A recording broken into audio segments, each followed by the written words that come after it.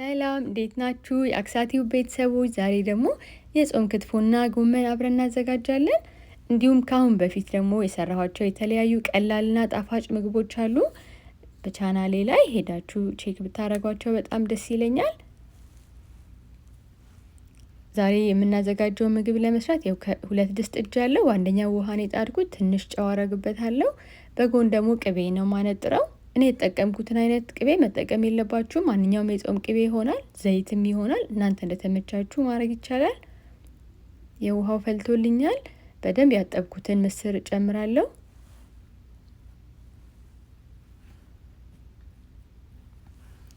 ያው ምስር ደግሞ ስንቀቅል እንደዚህ ከላይ የሚወጣውን ነጩን አረፋውን ብናነሳው ጥሩ ነው ስለሚባል ይሁንም እንደዛው አደርጋለሁ። እና የጾም ክትፎ ደግሞ እህቶቼ በጣም ብዙ አይነት ሰርታችኋል። ብዙ ነገር ነው እየተማርን ያለነው ከዩቲዩብ በጣም እናመሰግናለን። በጣም ልዩ የሆኑ ምግቦችን ነው እያየን ያለነው። እኔም የምሰራው ያን ያህል የተለየ አይደለም፣ ግን የኔን አሰራር ደግሞ ላካፍላችሁ ብዬ ነው።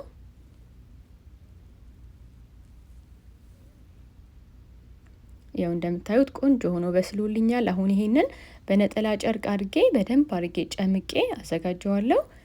ቅቤውን ደግሞ ማነጥረው ያው በኮረሪማና በኮሰረት ነው። 2 የሾርባ ማንኪያ የሚሆን ኮረሪማ እጠቀማለሁ። ያው እንደምታውቁት ብዙ ያን ያህል ኃይል ስለሌለው በኮረሪማና በኮሰረት ነው የምናጣፍጠው። ኮረሪማ አድርጌያለሁ። ኮሰረት አላበዛም፣ ግማሽ የሾርባ ማንኪያ ነው ያደረኩት። ያው እንደዚህ ቀስ እያልኩኝ እያማሰልኩ አበስለዋለሁ እና በጣም ትንሽዬ እርድ ለከለር አድርጌያለሁ። የጾም ቅቤ ደግሞ ያው ብዙ ጊዜ ብዙ ባይንተከተክ ይመረጣል። ስለዚህ እኔም ብዙ አላንተከትከውም። ይኸው ይበቃዋል። ይሄን ያህል ከበሰለ ይሄንንም አጥልዬ አዘጋጅቼ እመለሳለሁ። እዚህ ጋር ቪዲዮ እንዳላረዝመው ብዬ ጎመኑን በደንብ ከትፌ ቀቅዬ እንደምታዩት ደግሞ በደንብ ጨምቄ አዘጋጅቼዋለሁ። ይሄ ሁላችንም የምናረገው ነገር ስለሆነ ቀላል ስለሆነ አልቀረጽኩትም።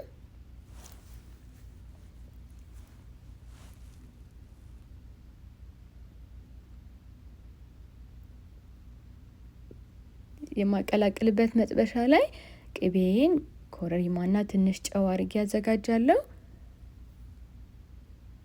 እሳቱ ከመካከለኛም ያነሰ ነው እየተጠቀምኩ ያለሁት እሳት።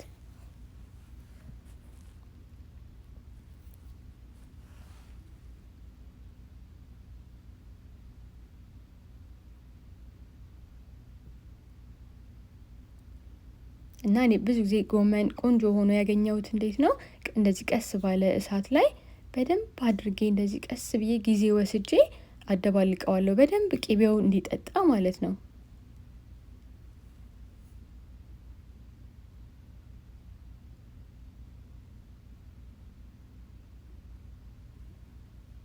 ትንሽ ሳየው ኮረሪማም ስላነሰው አረኩበት። ሚጥሚጣ አላረኩም ነበር መጀመሪያ ላይ፣ አሁን ከላይ ጨምሬያለሁ። ትንሽ ቅቤም አደርግበትና አሁንም በደንብ አድርጌ አቀላቅለዋለሁ ማለት ነው። እሳቱ አሁንም እንደዛውን አልጨመርኩበትም።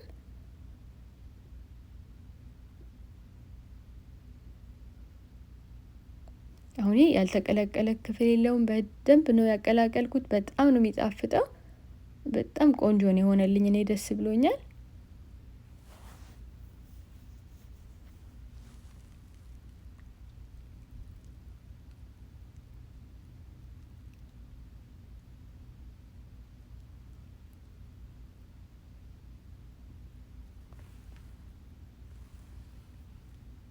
እንዳልኳችሁ እንደዚህ በደንብ ጊዜ ወስጄ አደባልቄዋለሁ። አሁን ደግሞ ክትፏችንን እናዘጋጃለን።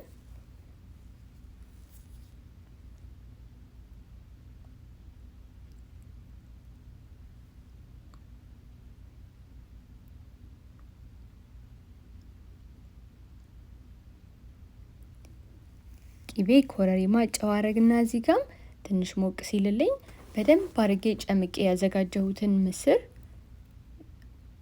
አደርጋለሁ እና ይሄኛውንም በደንብ አድርጌ አቀላቅለዋለሁ። ካሁን በፊት ደግሞ ይሄንን አይነት ቀለም ቲዩብ ላይ ክክ ምስር ቀይ ስር ሰርታ በጣም ቆንጆና የሚያስጎመጅ አይነት አርጋ ቆንጆ አርጋ ወጥ ሰርታለች። እሱንም ገብታችሁ ብታዩት ደስ ይለኛል። ሊንኳን ከታች አስቀምጥላችኋለሁ።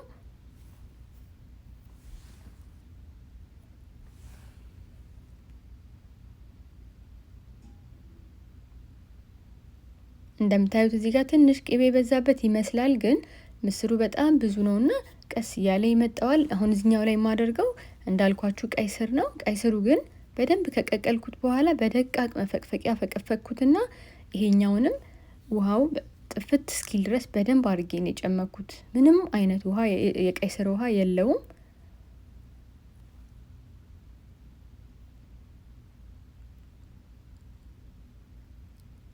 ስለዚህ መጨረሻ ላይ የቀይ ስሩን ከለሩን ነው እንጂ ጣዕሙን አናገኘውም ማለት ነው። ውሃው በደንብ አድርጎ መጨመቅ አለበት። ከፈለጋችሁ ስቲም ማድረግ ይቻላል። እኔ በደንብ ነው ያበሰልኩት። ከበሰለ በኋላ በደቃቅ መፈቅፈቂያ ፈቅፍቀን በደንብ አድርገን መጭመቅ አለብን። በነጠላ ጨርቅም ይሆናል፣ በተመቻችሁ ነገር ግን በደንብ አድርገን ውሃውን ማጥፋት አለብን ማለት ነው። ከዛ ካዘጋጀነው ምስር ጋር እንደዚህ አድርገን በደንብ አድርገን እናዋህደዋለን።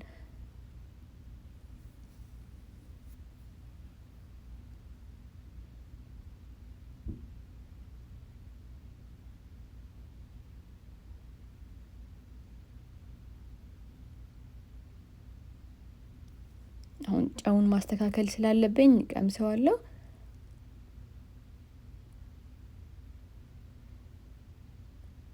ጨው ይበቃዋል፣ ግን መጀመሪያ ላይ እንዳያችሁት ሚጥሚጣ ስላላደረኩኝ አሁን አደርጋለሁ።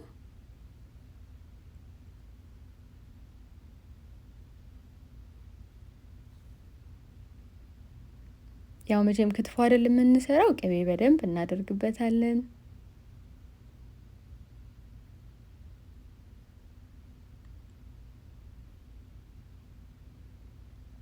ያው እንደምታዩት እንዴት እንደሚያምር እንደዚህ እንኳን አብስየውም ምስሩ እንደምታዩት መሀል መሀል ላይ ታየብኝና ባይታይ ደስ ይለኝ ነበር፣ ምን እንደሆነ ባይታወቅ። ላም ብሎ የተከተፈ ክትፎ ነው የሚመስለው የነበረው። ይቅርታ ወደ ጣባዬ ሳደርግ ደግሞ ቪዲዮ ተቆርጦብኝ ነው።